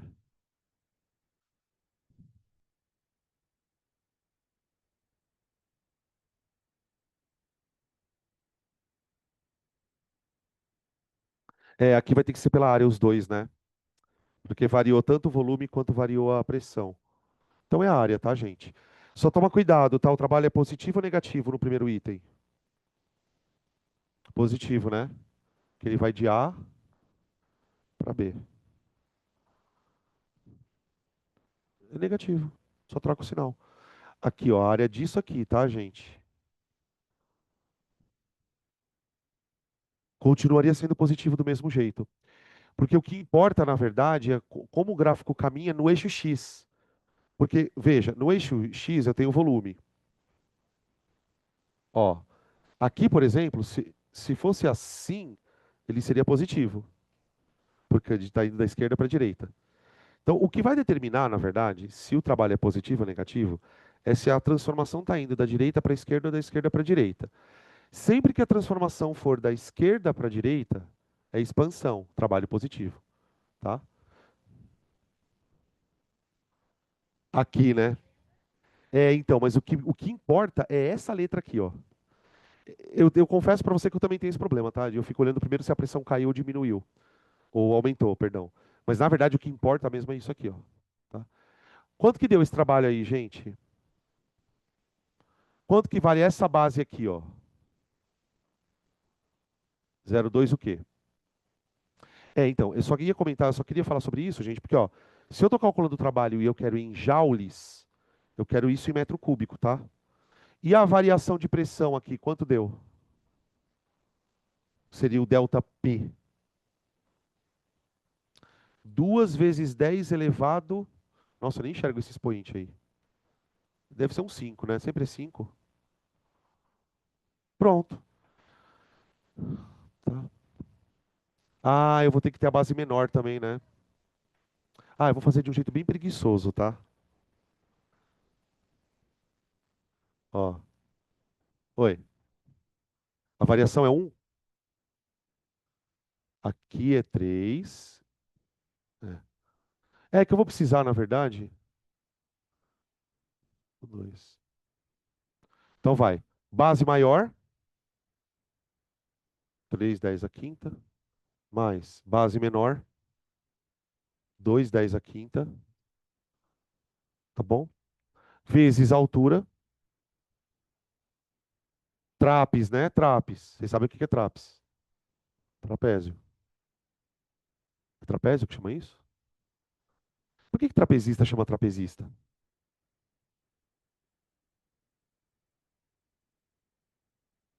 Obrigado, pessoal. Valeu.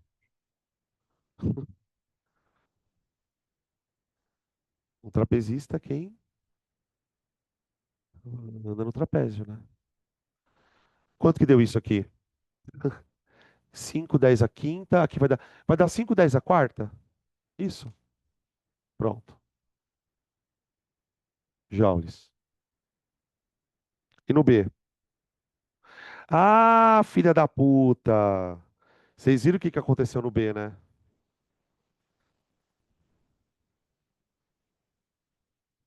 Ah, ah, ah, ah. Não, é sério, eu tô dando risada, vocês já vão entender por quê. Eu vou deixar vocês pensarem um pouco nele, vai. No B. Que?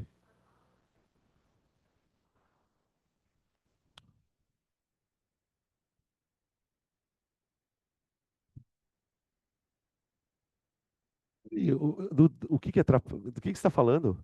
Não, o trapézio é o músculo, né? Qual que é o trapézio? É o daqui? Ah.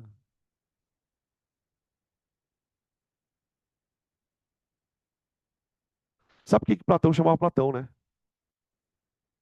Ombrão, omoplata, Platão.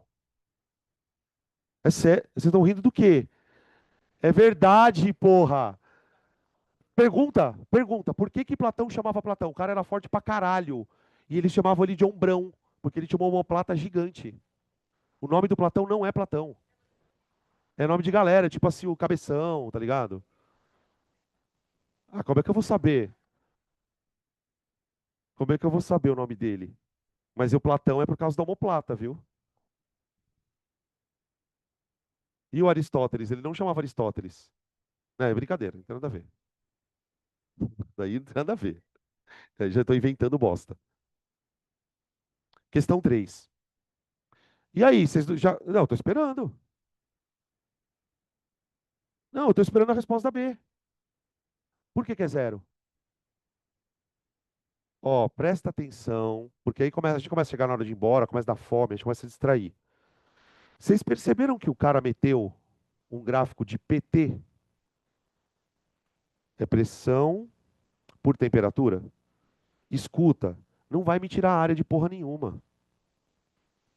Isso é gráfico de pressão por temperatura, não tem sentido tirar a área. Vamos lembrar o seguinte: para que eu possa calcular o trabalho, eu tenho que fazer P vezes ΔV, não é?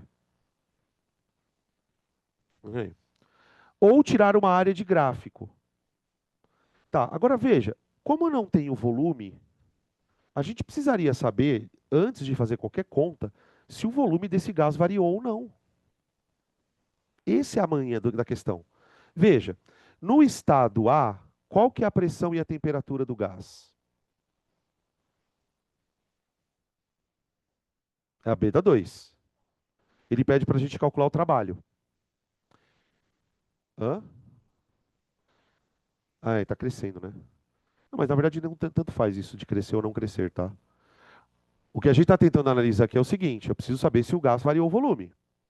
Só que o gráfico não é um gráfico de pressão por volume. Ele é um gráfico de pressão por temperatura. Então veja, eu vou analisar as condições do gás no estado A e analisar as condições do gás no estado B. Bem, vamos lá. Qual é a temperatura no estado A? Grosseria. E no estado B? Dobrou a temperatura, né? Ah, que legal. E a pressão? Quanto que é a pressão aqui? 2. E aqui? Ah, que legal. O que significa isso? Não, não. Dobrou os dois, tá? Mas o que que significa quando um dobra e o outro dobra junto?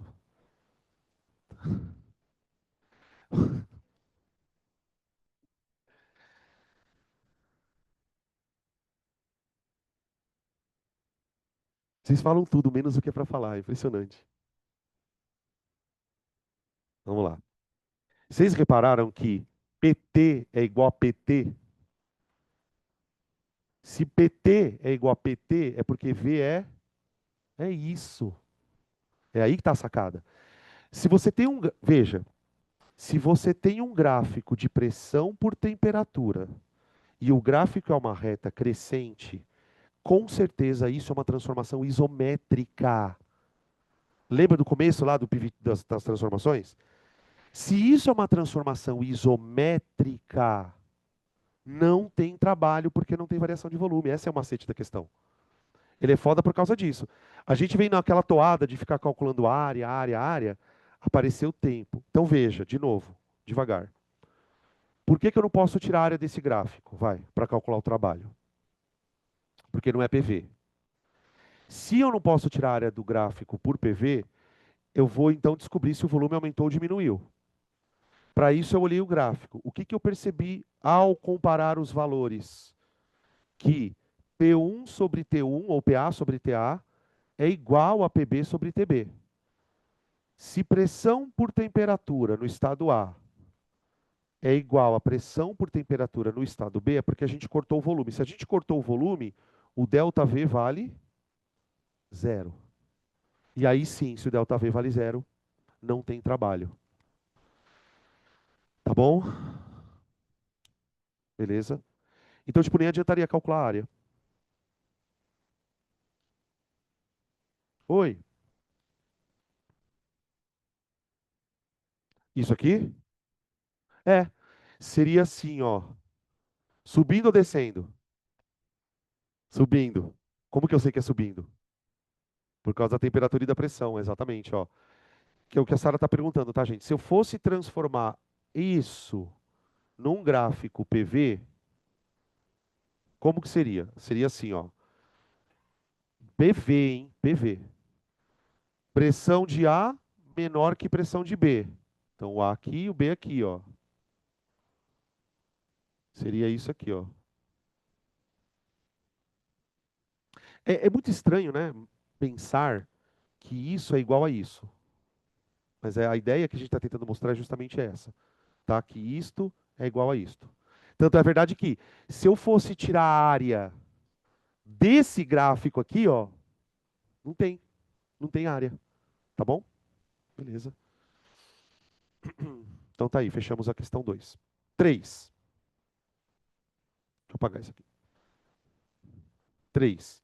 Ele deu um ciclo, fala que o diagrama representa um ciclo de um gás ideal e fala que essa máquina está operando a uma fase, a um ciclo de, aliás, a uma frequência de 50 ciclos por minuto. Ô, gente, 50 ciclos por minuto é 50 RPM, né?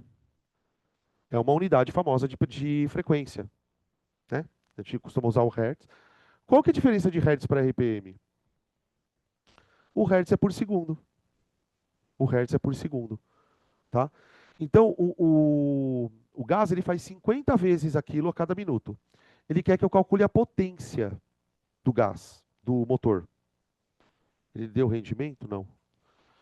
Então, vamos lá. A potência é o trabalho realizado pelo gás dividido pelo tempo. Nem precisa se preocupar, pessoal, em ficar transformando coisas. Você pensa assim, ó, a potência vai sair em watts. E watts é joule por segundo. Então você faz o seguinte, ó, a potência é 50 vezes a área do gráfico dividido por minuto. Pronto. Faltou um zero.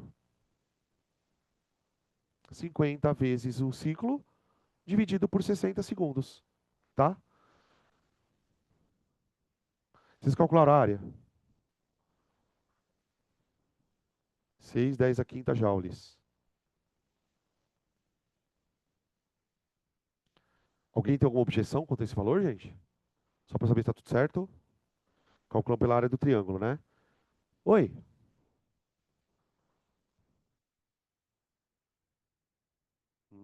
Acho que alguém caiu numa armadilha.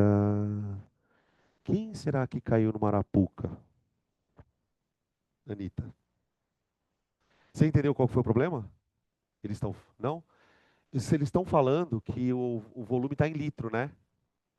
Não pode. Mas sabe o que a gente faz? Vamos fazer o seguinte? Vamos corrigir então o seguinte, ó. Ah, é que eu tô sem a área aqui, né? Vê a base aí. Quanto vocês colocaram de base? Ó, porque assim, o gráfico, ele é assim, não é, ó? Quanto que foi isso aqui, ó? Que é a variação de volume. 4 litros, então põe 4 10 a menos 3, tá? Que aí você passa para metro cúbico. Então é 4 10 a menos 3 vezes aí a altura. Quanto? 2 10 a quinta? 3 10 a quinta. Dividido sobre 2. É, só vai mexer na potência, né? Tinha dado 6 10 a quinta, agora está dando 6 10 ao quadrado, né? Tá bom? Você entendeu, Anitta? Só por causa do 10 a menos 3 mesmo. Corta, corta, aqui vai dar 10, vai dar 500, né? Deu 500 de vocês também? Porque, ó, aqui é 600, pessoal. 600 dividido por 60 dá 10. 10 vezes 50, 500 watts. Vamos almoçar? Fala.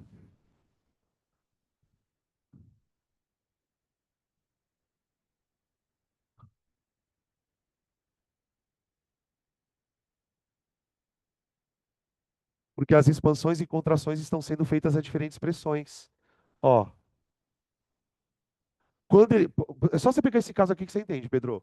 Quando ele expande a uma pressão bem alta, não é? Quando ele contrai numa pressão mais baixa.